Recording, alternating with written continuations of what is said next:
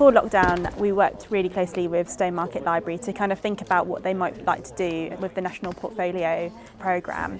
We had originally had the idea of doing the alleyway, but we were a little bit worried that people wouldn't respect it. And we thought that the garden was a safe space, and it started off very, very small, and we just were going to commission an artist to do a small project, and then it grew a lot.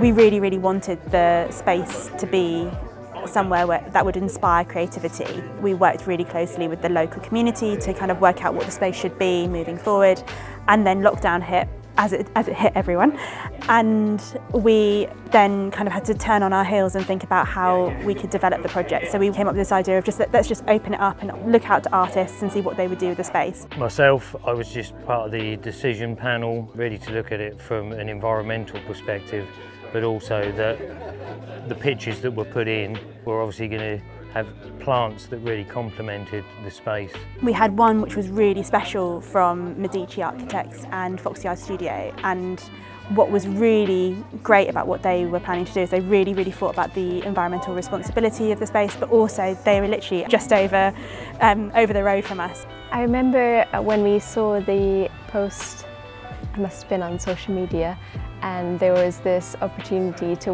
collaborate with other creative businesses that happens to be our neighbours. And this was also at the same time when we were thinking about welcoming a Kickstart team, and it just seemed like the perfect opportunity to just go for it.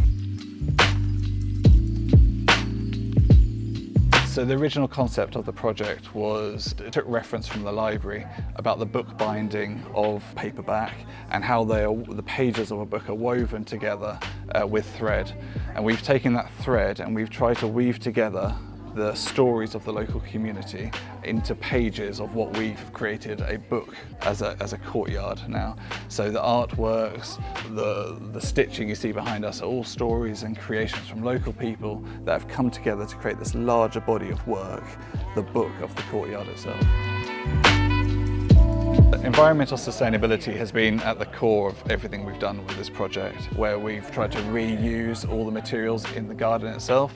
For example, we're currently sitting on the patio, which was broken up from the original slabs that were on site, and then we've made crazy paving with them, so we haven't had to buy any patio at all or slabs. We're very keen to include lots of native plants as well, and there'll be lots of bug hotels going up, bird boxes, just to really improve the space, but provide an education, particularly for young people, but also long-term users of the library seeing a space like this change.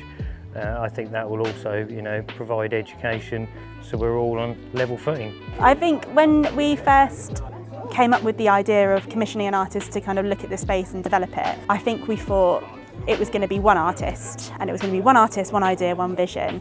And what really kind of seduced us about Medici and Foxy Eye Studios was that not only were we working with them, but they put a pitch together saying that, well, we can invite 10 other artists to come and put forward their ideas and have murals inspired by the stories of the town. I think it's really what has made it special, is that it's not just one person and one vision, it's 20, 30, 40 different people all coming together, and it's one of the few projects that's been really diplomatic and truly collaborative as well. When we first got this brief, the one thing that really grabbed me was all the textures of everything, the bark, the fungi, the lichen, the feathers, everything. And so I thought, right, I've really got to make it textural. And of course, in the poem in the middle, Tinkler's Meadow is my name. Tithe map number 255, today still the same. I am this field, I have a voice, no houses here, that's my choice. Come with me, take my hand, to share and see this riverland. I've had the privilege and pleasure of working with the artist Lois Cordelia in creating this outstanding piece of work. I'm absolutely thrilled to be here. My brief was quite loose. All the other artists' murals were more around a fixed idea, but they were like, oh yeah, can you kind of make one about just storytelling and the stitching of everything together. So I did a lot of research and I found this guy here. His name's Don. He's a celebrity of Stowmarket.